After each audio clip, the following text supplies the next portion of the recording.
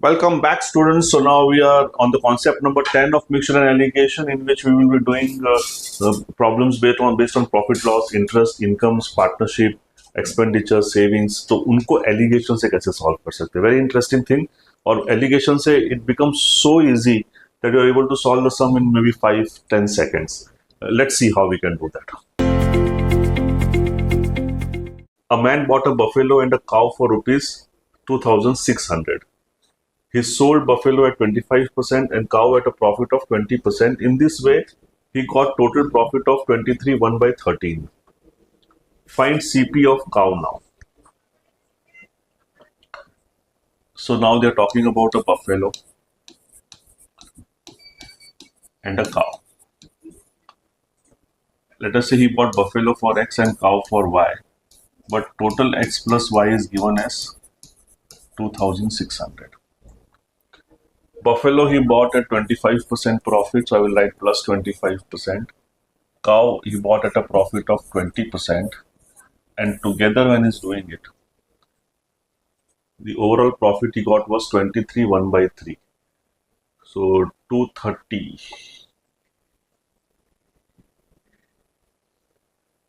69 299. So it is 300 by 13. I was just converting the mixed percentage into this. So this is what this.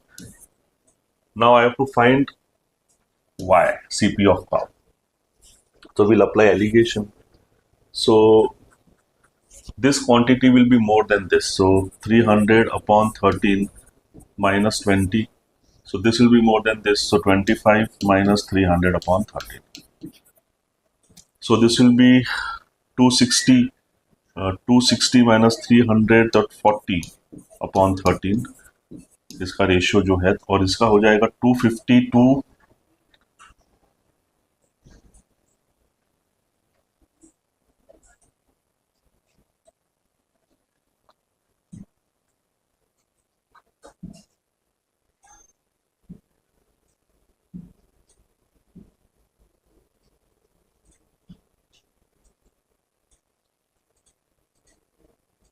ये negative में कैसे आ रहा है? This is greater, so this should be greater. So 25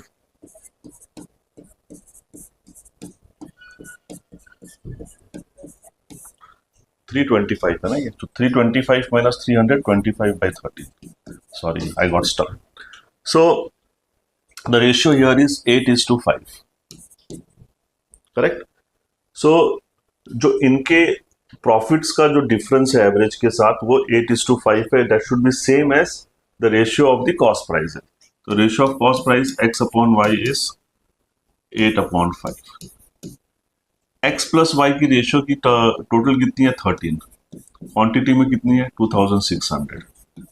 एक की value कितनी होगी? 200. मेरे को काउ का पूछा है y का वैल्यू, तो काउ का वैल्यू कितना है? 5. तो 5 की वैल्यू कितनी होगी? 1000. Pretty simple. Next. So the next sum goes like Monica spent 72% of her income. If her income increases by 20% and saving increases by 15%, then her expenditure increases by how much? So कोई यार बोला कि how can we do this sum with allegation? कहाँ income, कहाँ expenditure, कहाँ savings? तो भाई एक चीज को समझो, अगर मैं expenditure और saving को मिला दूँ तो income ही तो बनती है. तो we will do allegation. क्यों नहीं एलिगेशन कर सकते? 100% एलिगेशन कर सकते हैं. एक्सपेंस सेविंग्स ही इनकम बनती है ना. अब एक्सपेंस इज 72%, तो जो बाकी बचा है वो 28% होगा. तो इनका जो रेशियो है वो 18:7 होगा.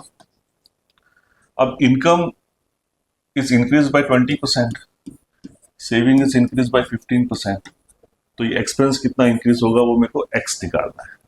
तो 20 में से 15 गया 5, x में से 20 गया x माइनस 20. इन दोनों का जो रेशियो है वो इन दोनों का रेशियो के बराबर होना चाहिए. मतलब 5 upon x minus 20 should be equals to 18/7. 35 should be equals to 18x minus 360. 18x equals to 395. So x equals to 395 upon 18 18 two ज़ा 36, 35 तो 1 से ही जाएगा एंड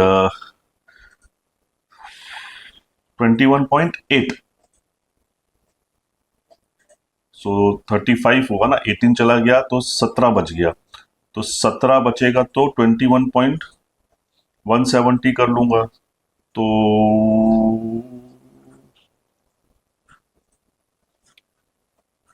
21.8 के आसपास कुछ आंसर आएगा, but we don't have the option here. I think this 19.8 should have been 21.8%. So correct answer is 21.8%. Okay. Next. If the income of a family decreased by 6% and expenditure decreased by 8% and saving increased by 4%, find the ratio of income and expenditure of that family. तो हम कर लेते हैं. We have expenditure, we have savings. दोनों को मिलाएंगे तो income. अब अपने को पूछा हुआ है इनकम अपॉन एक्सपेंडिचर का रेशियो पूछा हुआ है, तो पहले एक्सपेंडिचर और सेविंग का रेशियो निकाल लेते हैं, मिल जाएगा. So now what they are saying is income of the family decrease by 6%, तो ये -6% है, एंड एक्सपेंडिचर डिक्रीज बाय 8%, तो ये -8% है, and saving is increase by 4%, तो ये 4% है. तो हम इन दोनों का रेशियो निकाल सकते हैं.